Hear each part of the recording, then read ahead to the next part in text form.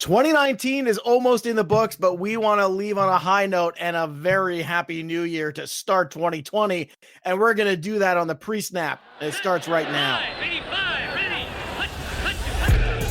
You're listening to the PreSnap Podcast Weekly Wagering Show, brought to you by LineStar, the top-rated DFS tool set and #1 companion for DraftKings, FanDuel, and Yahoo Daily Fantasy. Go LineStar Premium now at LineStarApp.com. Now here are your hosts, Joe Pisapia and Mike Randle. Hey, yo, what's up, everybody? It's me, Joey P. Joe Pisapia, and welcome to another fantastic edition of the PreSnap right here on the LineStar app. It's me, and it's Mike Randle, and it's you, and it's the pick show where we're going to go through the games, talk about the overs, the unders, the in-betweens, and, of course, who's in and who's out, because it is your normal cluster of Week 17 games. Oh, my goodness. Mike Randle, I don't know what's messier, this Week 17 slate or everyone's house after Christmas with all the wrapping paper and bags and toys everywhere and everything going. All I know is that I just feel like all we do is open things and eat cheese. I feel like that's all I've been doing for the last couple days, which is worse. There's worse ways to spend the holidays, but man, Week 17 looks like a complete and utter disaster. How fun. I can't wait to pick it apart with you. Yeah, it's a perfect comparison to the holiday because chaos reigns supreme, right? On Christmas Eve, I scarfed down a Belgian waffle, a beer, and pasta, all within like 2 hours of each other. Made no sense whatsoever. That's what these games do. They make no sense. Who's playing, who's not. But that's why we're here. We're going to make sense of it for you. That's exactly right. All right, we're going to certainly do our best. We know a lot of the major injuries in some of the games, too. I went over them in the DFS show with Chris. If you missed that, it's on the other link there. Just go and click it. But we know DJ Moore is going to be out. We know Terry McLaurin's going to be out. It looks like Derrick Henry is going to play. He's going to give it his best shot there for that rushing title. Josh Jacobs is out. James Conner's out. Forget everybody on the Vikings. They're sitting everybody, so don't worry about that. Chris Godwin is out. And Zach Ertz might try to practice today. We'll see what happens that. But, I mean, that's pretty much – those are like the main guys. Leonard Fournette downgraded to did not practice Thursday. Kyler Murray, again, with that hamstring creeping up on him. I don't love that. That's not good news. We got Dak Prescott in the shoulder. We got Michael Thomas with that hand. Jarvis Landry needs a new hip. So he's like 147 years old. But, Mike, that's the best I can do right now. I'm sure there's going to be more to come. So let's start things off here. And let's start with a fun one. Teams that aren't playing for anything, but who knows what this game's going to be. It's practically a pick'em. Let's start with the Bucs and Falcons. The Bucs are 1-point favorites in this one, if you can believe it, despite last week's a million interceptions by Jameis Winston. So do you think that the Falcons here saving Dan Quinn's job? Maybe, possibly. I don't think they are. But do you think here they go out and they get a victory against the Buccaneers, who are going to be down Evans and Godwin probably yet again this week? Yeah, I think this is an interesting game because they came out and said that Dan Quinn's job is actually safe for next year. I saw Arthur Blank interviewed. Stunning. He said that he liked the 5-2 finish and he felt like, the first half obviously was horrific. So they're coming back, but you have to admit that they have played hard. I can't at this point, Joe, do anything and wager anything in support of Jameis Winston. I just can't do it. It makes sense. I understand it. One of my sort of preseason hot takes was that eventually he's going to be replaced. And I was laughed off of social media. The turnovers cannot happen. The wide receiving core is decimated. Atlanta's actually played well. Julio's been fantastic. They won at San Francisco there. So I'm going to take the underdog Falcons. Quinn is back. I think this team is playing for next year. And I just don't trust Jameis. I mean, sure, 3 touchdowns, 3 interceptions. But would it blow your mind, partner, if he had 1 touchdown and 4 interceptions? Would that be crazy? No, of course not. That's who he is. He's 490 and he's 490 and 4 touchdowns, or he's 275 and 4 picks. It's you just don't know. And I kind of feel like it's hilarious because right when that news was breaking last week, right before the game about them looking like they were going to franchise him, then he goes out there and throws like he threw a pick on the first throw of the game, and I just cringe. And I thought to myself, how can they do this? Wouldn't they be better served going out there and doing the old Bruce Arians veteran quarterback Carson Palmer gig and go get Andy Dalton or Phillip Rivers or somebody like that? I feel like that's a much better path for the Buccaneers, and take that cap money and go spend it on some secondary and some running back help. That's the problem is he's mediocre, and people don't want to get rid of mediocre quarterbacks. You made the perfect example with Andy Dalton, but to me, I'm not wagering on him. You gave those two possibilities. I'm going to take the latter, and I'll just take the Falcons and the point gift. Now, the number is 48 here. I imagine this is an over because I don't think either of these defenses are going to be long for this game. No, and why not? I mean, there's a lot of offense all over the place here, and Atlanta's getting a little bit better, with the receiving core. I'll take the over as well. All right, Chicago Bears and Vikings. Now, the Vikings aren't playing anybody. They are at home, though. They are 3-point favorites, right? Actually, 3-point underdogs at home, to the Bears because they're not playing anybody. But I don't know. I kind of feel like this is a trap. That means you have to trust. Yes. Right? Don't you feel like you're like, wait a minute. I know they're not playing Kirk Cousins, but he wasn't like he was great on Monday night. He sandwiched a fantastic season into a horrible month and an awful final game. But other than that, he was very good. However, I understand they're not playing anybody, but they are playing their defense still. And last time I checked, the Bears are still playing Trubisky. I don't know about you, Mike. I'm hard-pressed to think that the Bears are going to go in there and win this football game. So I actually like the Viking side of this game, and I can only understand from your thunderous applause that you would agree. Yeah, there's a theme. I used a Bet Labs website, which is great. And you go back to 2003. And what you'll find, Joe, is that teams that have to win or are sitting in a situation where they're favored to win in week 17 because the other team is resting players, let's say, the market overvalues them. So I think the line has gone way too much in the other direction. So because the Vikings are going to be resting some players, exactly what you said, the defense is still there. It's still Mitchell Trubisky. No one's been impressed by what he's done this year. He had a couple games in there where he was great, and after that, he was horrific. So now I'm getting points with the Vikings at home. This is going to be my theme throughout the game breakdowns here. I absolutely will take the Vikings. It would not shock me if they won. I understand the Bears want to win this game badly, but they're still on the road, and the market will now value the Bears way too much given that Vikings are resting players. So I'm going to grab the home team with the points. It's a huge trap because everybody's out. Well, so what? It doesn't change who the Bears are. I understand.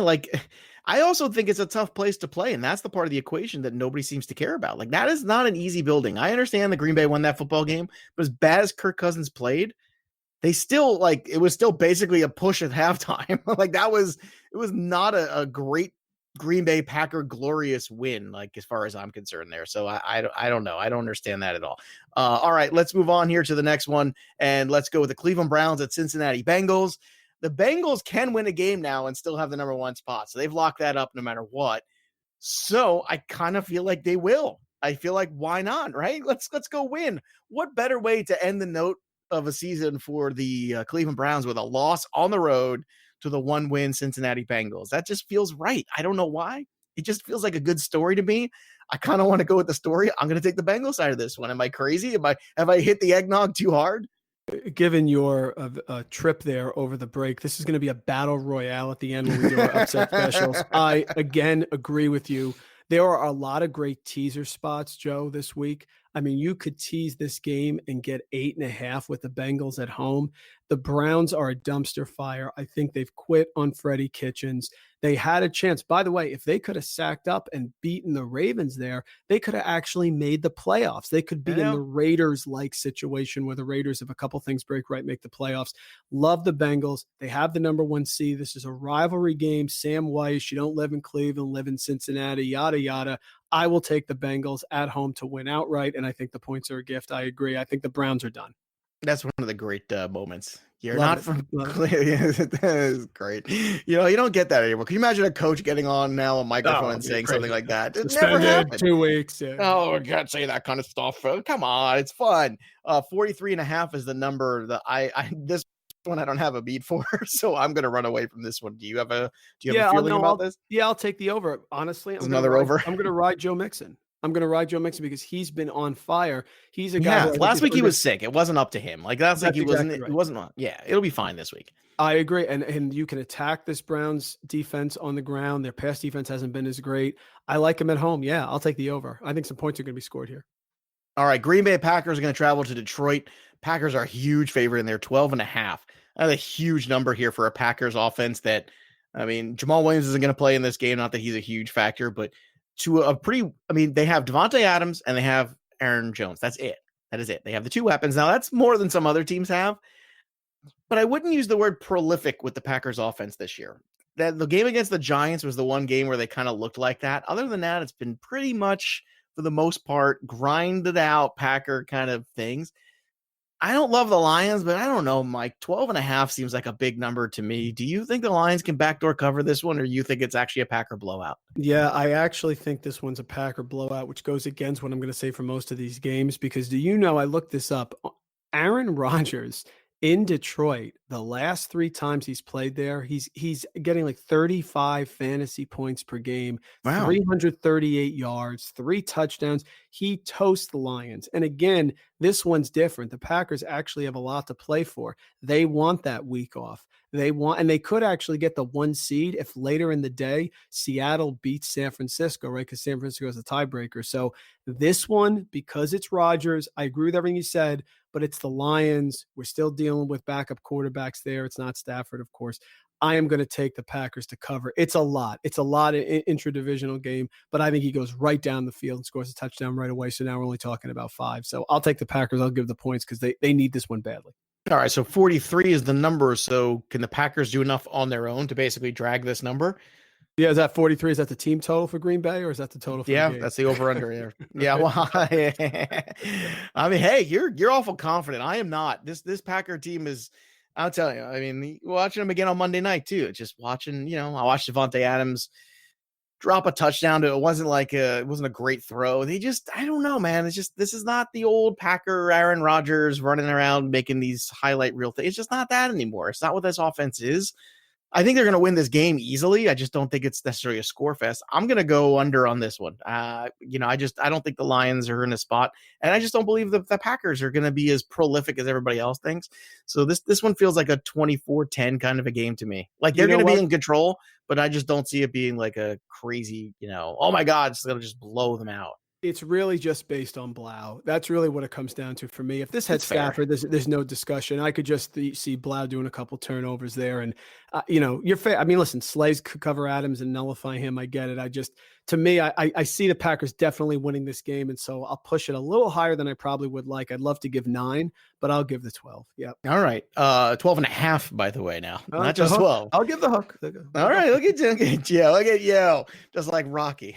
All right. The Chargers +9 against the Chiefs. The Chiefs are 9-point favorites at home, as they should be. Chiefs defense has played much better.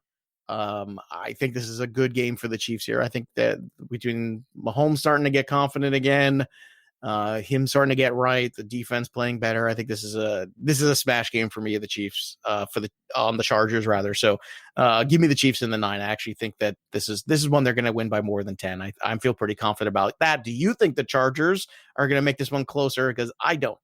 That makes me feel a lot better because you are the Chargers whisperer. I am the Charger whisperer. Although I dropped another one this week. I'm down to 12-2. I mean, it's got 58%. 12-3. I'm 12-3. No, I got one more week here.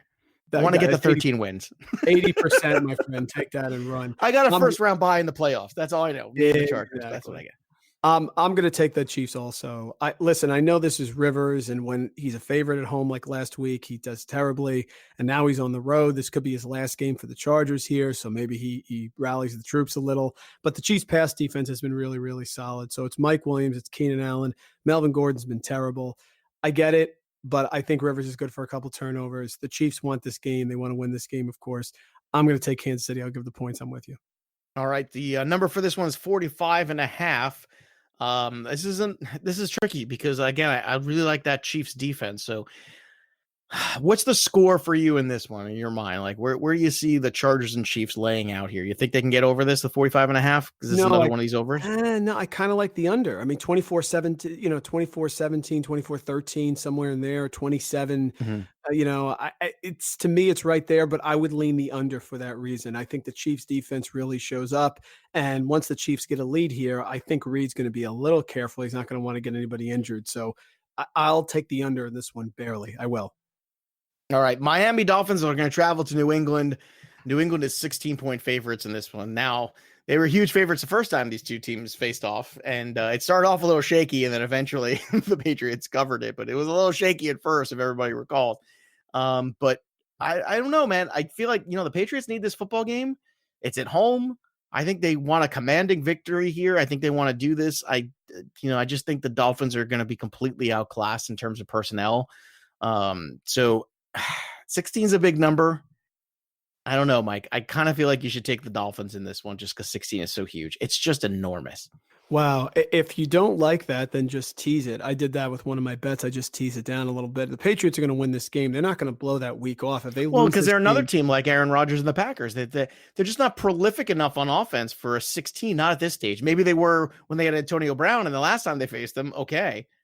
But I guess not necessarily. It's a lot of points. I'm going to give the points here because I believe in the Patriots, especially their defense. Remember, their defense is the way they've played. They could easily hold the Dolphins under 10 points in this game. So then the question is, can they just get to 24, 27 points? And I think they can. I think it's a heavy Sony Michel game. I wrote him up for my DFS stacks. I love Sony Michel. I think they're going to pound it. Me too. We just talked about him, but because they're using Roberts as the fullback now, the linebacker as the fullback. Yeah. They went right back to that power eye. They're running the football game the way you used to last year. And this is where they hit pay dirt last year, was run the ball with Devlin. People don't realize without Devlin that, you can have a lot of injuries. That was an injury that changed the dynamic of how they run the football. And until they decided to go back to it and find somebody else to run that the same way, they've been kind of lost. And so is Sony Michel. And finally, he's starting to look like that guy again. And it's happening at the right time. Yeah, I think it's like Kyle Juszczyk with the Niners. It's a big difference here. I'll give the points. I get it's a lot. It's Fitzmagic, the whole thing. But I do think Gilmore shuts down Devontae Parker, which really limits the Dolphins. At home, they need this game. They don't want to give the Chiefs any light whatsoever, and they really need that week off because they're older. I'm going to give the points, but it is a lot. I get it. All right, the number's 45. So where are you at with that one? Oh, gosh. I'm going to lean under on that because to get that number – I don't think the Patriots are going to hang a 40 spot in this game. I mean, I think at some point they'll ease off the accelerator. And the question is, can the Dolphins get to 14? And I don't see that. I think this is a big Patriots defensive game. I think they really show up. You put a lot of pressure. So I will go under on that, even though it's a big number. All right. Now this one's a big number too. It's 13. The Saints are favored by on the road against Carolina Panthers. I love this one. Give me the Saints because the Panthers are completely toast. As Greg Olsen said last week, we're a failure from the top all the way to the bottom. Just a failure, with the exception of Christian McCaffrey and DJ Moore is not playing in this game. They are a failure. The Saints need this game. They cannot stop Alvin Kamara. The Panthers are terrible against the run. I know Thomas is a little banged up. I don't care. Cook and Breeze and Kamara is enough to win this football game, and by a lot. So I think this is a 2-touchdown victory for the Saints. What do you think, Mike? Yeah, I agree with you, especially because if the Seahawks beat the Niners, which can absolutely happen, then the Saints are now looking at a bye, right? Because right now the Niners, of course, have the tiebreaker. They won in New Orleans at both 12-3. But if they lose and the Saints win, regardless of the Packers, the Saints are going to slide in there, and then they would get to avoid the Packers until the NFC Championship game. So a lot at stake for this Saints team. Way too many weapons. Forget Antonio Brown. I don't want to talk about that. He's not signing there. But no. Yeah, even if he signed, isn't he going to get suspended for? That's the thing I don't understand. Why didn't they make a decision on this 10 weeks ago? And that way everybody would know exactly what's going on. Then maybe somebody would have signed him, and then he would have served a suspension, then come back. But I mean, I don't know, man. The No More White Women Tour 2020. I don't think this is a good look for him. I think he's completely lost it now. He's not going to make an impact on this game. So it's a big number. I get it, but I do trust Sean Payton. Drew Brees has been fantastic. I did not think he had it in him, but he's been fantastic in the fantasy playoffs, especially. So I'll lay the points in a Panther team in disarray. All right, 45 is that number. So are we going over here, just a blast from the Saints? I'll go over because I know they want to get Christian McCaffrey a couple more touchdowns and they have a couple personal records. So, yeah, let's go the over on this one. All right, next one here, Jets at Bills. Bills say they're going to play everybody in this one. Now, that's what they're saying. McDermott's saying and I actually agree with this. I think this is an important statement at home in the fan base there for Buffalo. You show this young team, you finish a season. This is one of the few times where I'm actually like, you know what? You lost last week against the Pats, but you really competed. You go out there, you beat up on the Jets, and you show everybody you're the new dog in this division, and you're right there, and I think it's important. I like this. I love Buffalo here at the 1.5. I think this is the easiest money of the week. I'm going to go the other way. Okay. And my rationale is going to be that I think that I think McDermott's going to play his starters. I don't think they will play the whole game. I think he's saying we're going to play to win, and that's fair. but the Bills don't have anything to play for whatsoever. Jamal Adams is back for the Jets. This was a very close game. And I think the Jets are going to be motivated here in Buffalo. And I think that McDermott can say it all he wants. But, Joe, once we get to the second half and it's crystal clear that they're going to Houston, which is where they're probably going, I just don't see them putting out their best team. And I think this Jets team is actually motivated in the divisional win. So I think I don't like it. I don't like the line movement. I think it's an overreaction to what McDermott said, that he's going to play his starters. I just don't think they're playing the whole game.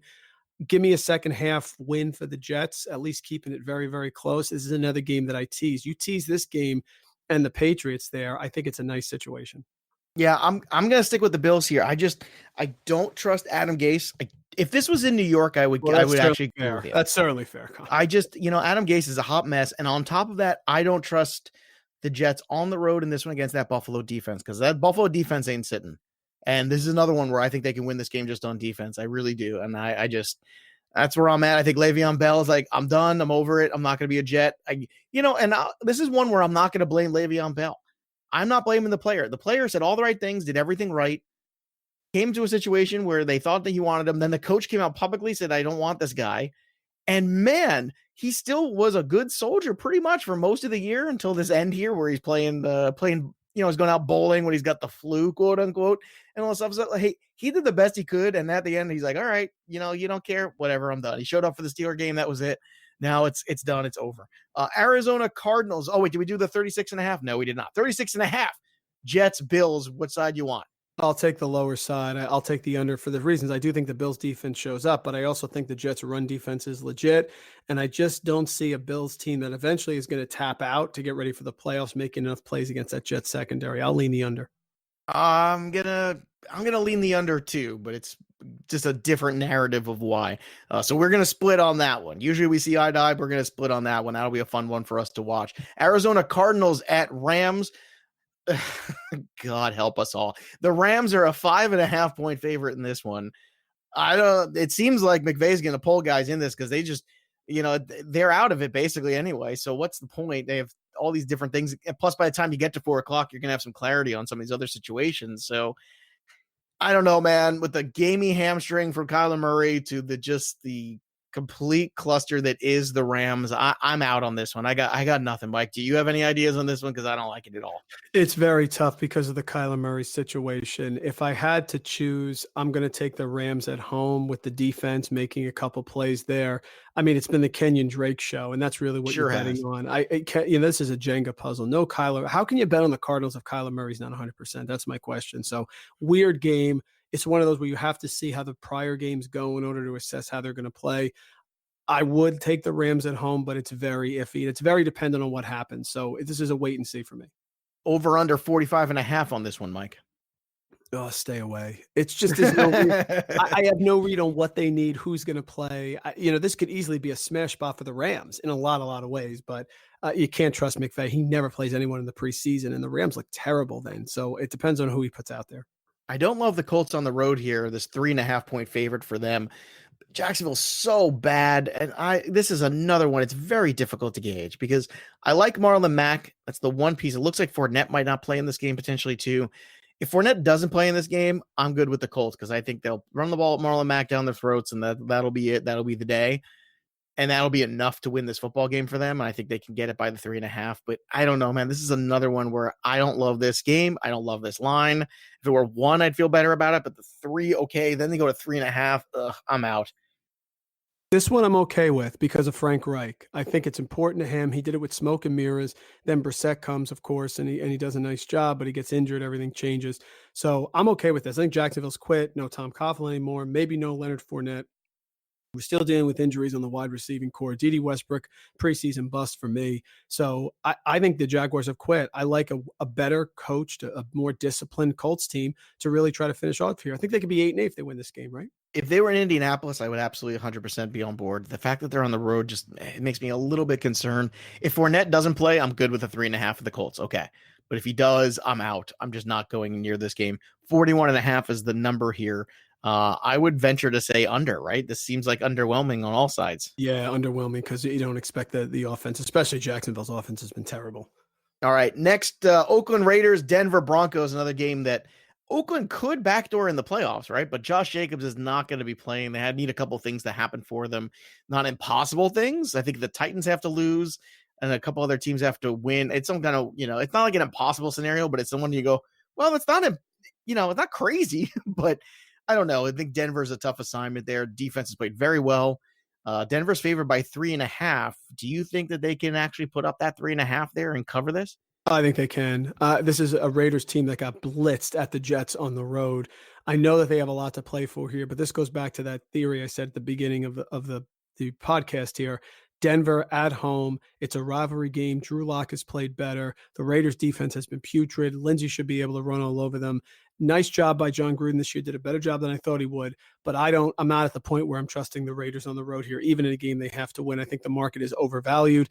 I think this line will creep down because people will start betting on the Raiders here. No way. Give me the Broncos at home with a well-coached defense with Vic Fangio against the Raiders straight up. All right, there you have it. Let's move on to a game that does matter. The Eagles against the Giants. Well, it matters for the Eagles at the very least. So they win. That's it. They handle their own business here. Ertz is banged up for this one, but I got to feel like they have enough to win this football game. The Giants defense is not very good. They gave up 30-something to the freaking Redskins of all teams. I'm going to say this. I think the Giants are going to score. They're going to try to be competitive in this one, but I do believe the Eagles can win this football game. I don't know. Miles Sanders has been very good. I feel like it's more the indictment on the Giants defense. So the 4.5, give me the Eagles. I can't believe I'm saying this. I'm going to go the other way. The Giants' run defense, since they got Leonard Williams from the Jets, has been much improved. I think they're going to be able to limit Miles Sanders. Remember, in that first game against the Eagles and Giants a couple of weeks ago, Zach Ertz went off, had the 2 touchdowns, the whole thing. He's going to be hampered. Richard Rodgers is now signed with the Eagles, so they're worried about him playing. I think this is a close game. I think the Giants are going to put points up. I agree with that. I don't like the 4. This is another great tease spot for me. If you're going to tease the Patriots down, you want a second game, why don't you give the Giants and get 10 points here? 10 points in a rivalry game on the road against an Eagles team that lost to the Dolphins. I just think it's too much. So could the Eagles squeak out a win? Absolutely could. But their main weapon is down. They have no Zach Ertz is going to be limited in this game. So it's going to have to be Goddard or Miles Sanders, who the Giants actually have been decent against the run recently. So I'm going to go the other way. I'll take the rivalry. I'll take the Giants at home here to put some points up against a bad Eagles defense. All right. So the number's 45.5. Where do you like that one? I think that both teams are going to score. The Giants should be fine. Daniel Jones, he can give and he can take away. Saquon Barkley certainly looks healthy. Looks like he's back to one of the best. You know what? That's the thing. And Saquon's such a, when he's healthy and right, man, that's a whole. I think the Giants can, if the Giants can address a couple issues, a little more offensive line help, a little help on the defensive side, maybe they do draft Chase Young. I think the Giants can win this division next year. I really do. Yeah, they just need defense. That's it. I mean, look about it. Slayton has been fine. He was banged up last week. Golden Tate, Sterling Shepard, Ingram comes back healthy. They have one of the best running backs in football. Daniel Jones just cuts down on the turnovers. They just need defense. If they have that, it's a wide open division. Yeah, I agree. All right, let's go to the Pittsburgh Steelers at the Ravens. So no Lamar Jackson, no Andrews, nobody's playing. It's going to be RG3, Justice Hill, Gus Edwards, all these people. And the Steelers are 1.5-point favorites in this one. I don't buy this. The Steelers' offense is atrocious. I know their defense has played well, but I don't know. If this was in Pittsburgh, maybe I give them a fighting shot, but I still think the Ravens are going to win this football game. So call me crazy. I think they find a way to get it done, and they want to knock their, division opponents out of the playoffs. I mean, just out of respect, these two teams hate each other, and it's a shot to take Steelers out of the playoff. You do it. You go out there and you bust their ass, and I think they're going to do that. I like the Ravens in this one. Yeah, I liked the Steelers when they were getting points. The line has gone in the complete other direction here. It's starting to really creep up. I agree. We're not at the point where we want to give that many points on the road. It's such a tough line for me right now because it's going the wrong way. If this gets up to Steelers -3 or -4, that's ridiculous because the Ravens defense will show up here. And I agree, even if the Steelers are at full strength on offense, what kind of offense does that mean? So I think it's a slobber knocker. I think it's a low scoring game. So I like the under a lot better here. Gosh, I mean, at 1.5, I'll still take Pittsburgh, but I don't feel great about it. I'd rather pass on that and take the under than make a choice between both of those. All right. Fair enough there. I'm definitely going with the Ravens here in this one. The number's 37. I'm going to go with the under in this one too, because I just don't feel like, that's a much better, you know what? You want to lock some up here, lock up the under in this game. Totally I think that's a safe one there, especially with the lack of no Connor. I mean, forget it. The Steelers just have zero offense left. And you know what? bad job by them. They could have gone out there and probably found a backup quarterback at the trade deadline. They thought they had enough there. They didn't. And that should be a lesson to them now because Roethlisberger's getting older. They need to bring in a real secondary kind of guy. Like they need to do something along those lines. It's funny because I thought Winston would be the guy, like around week 6, I was like, I wonder if he ends up like on the Steelers as a backup next year. And then they kind of groom him and then he kind of takes over for Roethlisberger. Funny. That would be so funny. Yep. Well, I mean, he would kind of fit there, they'll aggressive offense, but they have a little bit more defense there that can maybe help him out. But I don't know. We'll find out. The Texans are at home against the Titans. So the Texans are 3.5-point underdogs because they're probably going to rest some guys in this game. The Titans need this game. They're 3.5-point favorites, but can they get it? The hamstring's not 100%. They're going out there. They're laying it all on the line. I'd like to see the Titans get in the playoffs personally. So what do you think about this one? Can the Titans come away with a 3.5-point victory against the Texans, who have been Jekyll and Hyde all year? They have been Jekyll and Hyde, but this is similar to that game you just talked about with the Ravens Steelers. I could see this line creeping up the other way, 4.5, 5. You're going to give me the Texans at home. I'm not quite there with the Titans being automatic on the road and a must win. I could see the Titans edging out a victory here in the second half against the Texans. But if you start giving me more points than it's at right now, I'm going to definitely jump on the Texans at home. So right now it's probably still right there for the Titans, but I'd be careful. If you wait until Sunday, this could absolutely get to Titans -5, in which case I'm going to go the other way and take the Texans. All right. And the number here is 45.5, Mike. Where do you feel about that one? I just think the Texans offense is going to be very limited. They're going to be resting, getting ready for probably the Bills team coming in. So I'm going to lean the under here because I just don't see the Titans putting up 24, 28 points on a road game in the division. All right. Next one here, you got the Dallas Cowboys. Here we go. The Dallas Cowboys are 11-point home favorites in this one. Dak Prescott's got a bum shoulder. The whole team is like a collection of good talent that has no direction to it. The Redskins have no Terry McLaurin. Their Keenum's going to be playing quarterback. Yet somehow this 11 does not feel comfortable at all to me, Mike. Do I have just jet lag from the Cowboys season here in week 17? Or is this a good instinct? It doesn't feel comfortable because this is a rivalry game and these games are usually close. The problem is this game is going to be going on at the same time as the Giants-Eagles game, so they're not going to have an advantage in no one way or another. I think the Cowboys have underachieved all year. I think they're king of the little people. So I think they are going to show up here with a heavy dose of Ezekiel Elliott. People will be going for their stats. The Cowboys will enter this game assuming they have a chance to win and to get in the playoffs. That's what they will think. And so I think early on they will pound it. It's still Dwayne Haskins on the road. It could be Case Keenum, actually. Either way, I'm going to take the Cowboys at home to rally the troops here in Jerry World and cover it. It's a lot. I understand that it's a lot. And if it was a situation where the Eagles and Giants were earlier in the day and you could see nothing for them to play for, I get it. And if this game is at Washington, I could understand it. But king of the little people, I see the Cowboys winning this one by 2 touchdowns. I see the Cowboys winning. I don't think it's going to be by 11. I think they're inept enough to keep this one under the line. So give me the Redskins in the 11. I can't believe I was saying those words. The Redskins on defense have played better. Last week wasn't great against the Giants, but overall they played better in the second half. I think that game just got a little wacky and Saquon just was Saquon. I mean, honestly, any defense, the best defense in the league doesn't have an answer for healthy Saquon when he's on. So I'm going to give them a bit of a pass on that one. 45.5 is the number. I like the over here. How about you? Yeah, with you on the over. A lot of points here. Terry McLaurin, you said was not out, right? He's not playing in this game. He's out. Yeah. So yeah. Sims is the only guy left, Sims has been good. So he's been good. He's been good. And the Cowboys defense hasn't been great, but I think the Cowboys put up a big number here. That's kind of basis for this. So I'll go with you on the over. All right. San Francisco 49ers at Seahawks. This game means a lot here. It's a big one. You're going to get Marshawn Lynch in this game. You're going to get Turbin in this game. It's crazy. Where are we? Can the 49ers avenge their earlier loss at home to the Seahawks? And they are 3.5-point favorites going out there to Seattle. Seattle's not looked good recently. Can they turn things around here? You're going to get that one big emotional Marshawn Lynch 10-yard run where he just knocks over 3 guys and the crowd gets fired up? Or is this an easy cakewalk for the 49ers? No, I think it's an easy one for me. Yeah, I'm buying into Marshawn Lynch. Yeah, I'm buying into Russell Wilson at home. Yeah, I'm buying into the Seahawks, who actually have a reason to play here. Pete Carroll's usually very good in these spots. The Niners have been a little shaky up and down. They're banged up across the board a little bit.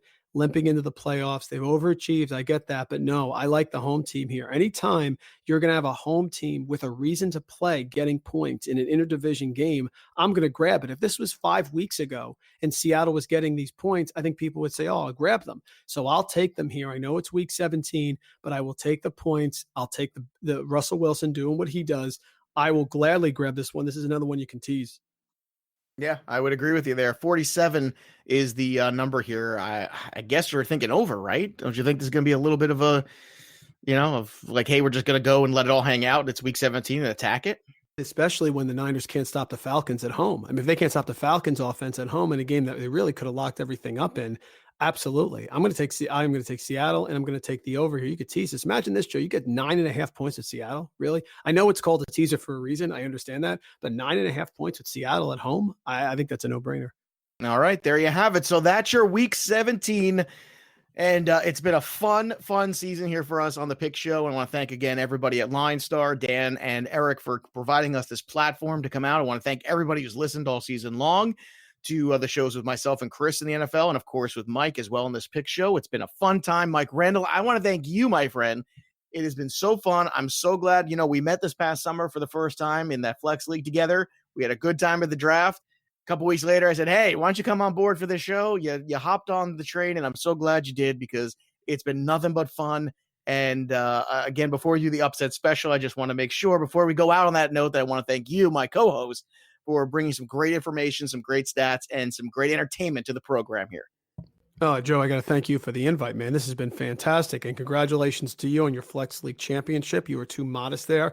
I am the champ. Woo! You spanked everyone despite having Andrew Luck knocked out. No problem. No Patrick Mahomes. You just go and trade for Miles Sanders. It's what you do. It's been an honor. LineStar has been a great service. You got to check it out, folks. And this has been fantastic. A lot of fun. Really enjoyed it. So thanks for the invite. It's been an honor. There you go. And make sure you upgrade to those tools. Okay, so it's that time. One more time. We're going to travel into that breach. Got the upset special right last week. So I'm going to try to leave on a high note and go 2 for 2 to close things out here on the season. But Mike Randle, since it is your board this week, I want you to go first. Where are you going for the upset special? Week 17 of the cluster that is week 17. You don't live in Cleveland. You live in Cincinnati. The Bengals at home. No reason to play here. They already have the number 1 pick locked up. They're going to host a Browns team that has quit. I believe in Andy Dalton. I believe in Joe Mixon coming back and having a good end of the year. Interdivision game, favorite on the road. No problem. Ghost of Sam Weish comes alive. Give me the Bengals at home to beat the Browns straight up. The 2 points is a gift. I'll tell you what, give me the Minnesota Vikings at home. I don't care if they look terrible against the Packers. I don't care if they're not playing anybody. You know what? The Bears are just not that good. I can't believe the Bears are a 3-point favorite anywhere, especially against the Vikings in that building. They're still going to play defense last time I checked, so I feel pretty good about that one. So give me the Vikings and the +3. I think that's a good one there. I even think the Vikings have a shot to win that game outright. And that'll really send a message to those Bears fans. And Matt Nagy will have a long, long summer to think about all the things that he's done wrong. So that'll do it for us. You can follow us on the Twitter machine at LineStar App, at LineStar NFL. You can follow him at Mike Randle over at Randle Rant. And you can follow me at Joe Pisapia 17. That'll do it for us. That's it, boys and girls. The pre-snap is done for week 17 for the 2019 regular season. There's nothing left to do now except sit down. Win! Happy 2020, everybody. You've been listening to the PreSnap Podcast Weekly Wagering Show, brought to you by LineStar. Hit subscribe, drop a rating, tell a friend, and stay tuned for the next episode from wagering experts Joe Pisapia and Mike Randle.